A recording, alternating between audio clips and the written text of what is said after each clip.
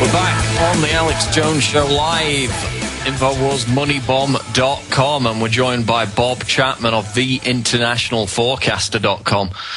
Of course, earlier in the week we saw the Greek Prime Minister Papandreou threaten to call this referendum on the EU bailout package, which in itself was largely political bluffing. Even if the Greek people had been allowed to vote, history tells us, in the case of Ireland, Denmark and France, when Europeans vote against the EU simply ignores the referendum or keeps having more referendums until they get the vote they want, as any good dictatorship would.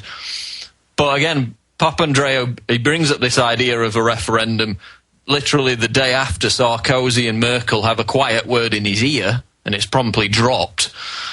And so we have this Euro bailout crisis bandwagon black comedy rolling on and on. The euro swings from one extreme to the other against the dollar on each little rumour that comes out on a day-by-day basis. Bob Chapman, I mean, give us the latest on this euro crisis. I want to know, how can a problem with Greece and these other pigs countries that was caused by taking on too much debt possibly be solved by taking on yet more debt? Well, obviously it cannot. That's easy to figure out. It's a saving of the euro and the Eurozone and the European Union. And I think that Papandreou probably first introduced this referendum thinking that it might get him out of the situation that he was in as easily as possible. And, of course, when he went to Cannes yesterday, he was told unceremoniously, I'm sure, what are you doing? Why would you do a thing like that? You know, the polls show 60 to 70% of the people are going to vote no. And even if you twist the question that's to be answered yes or no, you're not going to fool that many people because they expect you to post something like that. And so now they're having a meeting to see if they want to keep Mr. Papandreou in office. A confidence or non-confidence vote, which is very, very close. And I'm sure that somebody there from Pasek is running around with a bushel basket of 500 euro notes saying, we want you to vote for us. And that's probably what's going on. Samaras is a shade better, but no great shake. Those two were roommates at Harvard, for those of you who don't know that. And they used to be in the same party together till they had a minor falling out, and Samaras formed his own party. And I don't think he's going to do that much to help. But the people in Greater Europe, in the powerful positions, want a yes on the second bailout. That's what they're interested in. They don't want anybody leaving the euro. That's really what it's about. But the problems don't end there. You've got the German Constitutional Court before the end of the year is going to say whether the second bailout and the committee of 12 that they formed to bypass legislation in Germany and the ability to leverage is legal under the German Constitution. And the politicians have already been told in Germany it's not legal. And so where is that going to go? It's going to be interesting to see. You can go allocate the money, but until the German Constitutional Court makes their decision, they can't leverage it. And they do that by using derivatives instead of having just about $500 billion, of which Germany put up half of it. That money would grow to $1.4 trillion if leverage is allowed and derivatives are allowed. But the hook is this. What's it going to cost to clean up the six-nation mess between $4 and $6 trillion? They don't have that kind of money. And even if they printed it, inflation in Europe would go ballistic. And so you haven't seen the end of this thing yet. But say Greece leaves the euro, it goes back to the drachma, it rebuilds its economy from the ground up. You know, it's a haven for tourism. It's possible that it could do that. Why are they so afraid of what would happen if Greece was to leave the euro? Is it because it's going to be a domino effect for the whole eurozone? We'll get your answer after the break, Bob, because we're going to commercial now.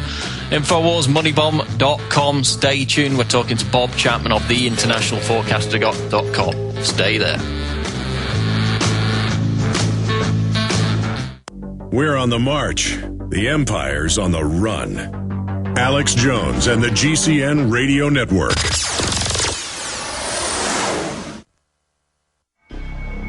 Alex Jones here with vital information concerning our nation's fragile food supply. Folks, there are some truly dangerous trends forming, and I think it's important for my listeners to do three things right away. Number one, study the past. History really does repeat itself. Number two, learn to spot the dangerous food shortage trends. Number three, take decisive action. A perfect storm is brewing for a global food crisis. That's why I'm telling everyone to read the new book, Rising Prices, Empty Shelves. Warning signs that trigger the deadliest famines in history. Don't get caught unprepared when the crisis hits. This book is only available at risingpricesemptyshelves.com. You'll also get a free copy of Supermarket Survival, How to Cut Your Grocery Bills in Half. Again, that website is risingpricesemptyshelves.com. That's risingpricesemptyshelves.com.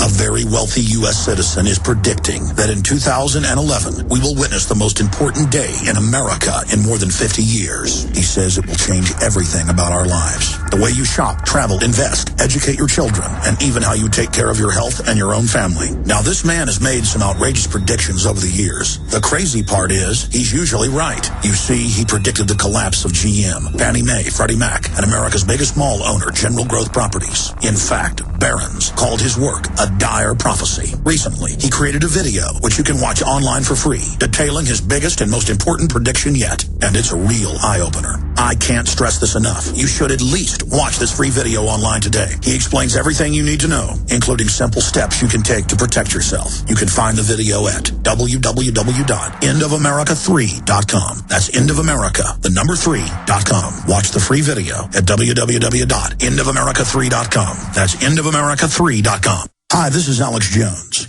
This holiday season, more than half of our nation is in need of help due to the shattered economy.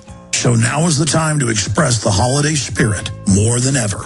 Consider helping those you love with the most important gift, a supply of delicious, easy-to-fix, and very storable foods from eFoodsDirect.com.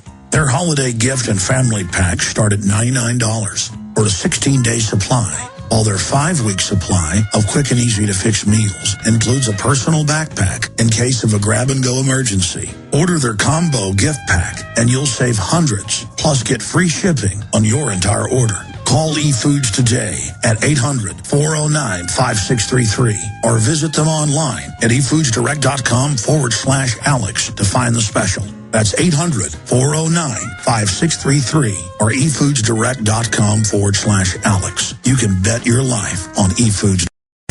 We're back on the Alex Jones Show. Final hour here on this Friday, November 4th. Money Bomb Marathon Special. InfoWarsMoneyBomb.com.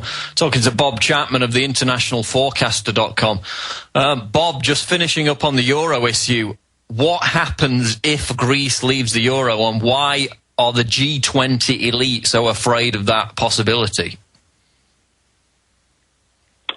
Well, I talked about this a couple of years ago on radio and television as well as in the press in Greece, and I told them that they should default in totality, go to the drachma and devalue it versus the euro by 50% and clean up their act, and in 5 years they'd be out of the woods.